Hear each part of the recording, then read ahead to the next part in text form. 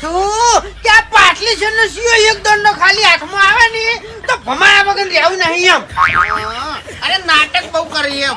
આ પાસલી શેરનો શિયો વેમમાં ફરે છે ખોટા શીનમાં ફરે છે. તો મારા ભાઈઓ બહેનો તમે પેલું ગીત સાંભળ્યું છે ને, પાતળી શેરનો સિયો વેમમાં ફરે છે. હા ભાઈ, એ ફૂમતાજીનો ડાયલોગ છે, મપુજીનો ડાયલોગ છે. પણ સાહેબ જે હાલમાં દીકરી વાયરલ થઈ રહી છે, ખરેખર સાહેબ આખી દુનિયા હલાવી નાખી છે કાયદેસર અને જોરદાર. સાહેબ આમ ગુજરાતીની અંદર ફૂમતાજી જોડે વાતો કરી રહી છે. સાહેબ તમને વિશ્વાસ નહીં આવે પણ તમને વિડીયો બતાવો એટલે તો વિશ્વાસ આવશે ને ભાઈ. તો ખાસ કરીને વિડીયો છે તમે છેલ્લે સુધી જોતા રહેજો.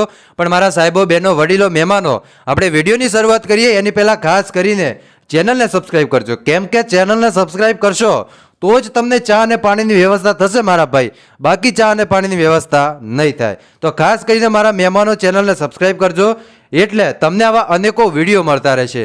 તો હવે આજના વિડીયોની આપણે શરૂઆત કરી નાખીએ છીએ. તો હું છું તમારી સાથે અલ્કેશ મોદી અને સ્વાગત છે આપણા બધા ભાઈઓનું અલ્કેશ મોદી ઓફિશિયલ યુટ્યુબ ચેનલમાં. છેલ્લા કેટલાક દિવસથી આપણે પ્રયાગરાજ મહાકુંભનો મેળો જોઈ રહ્યા છો. એ મહાકુંભની અંદર અત્યારે એક પછી એક નવી છોકરીઓ વાયરલ થઈ રહી છે.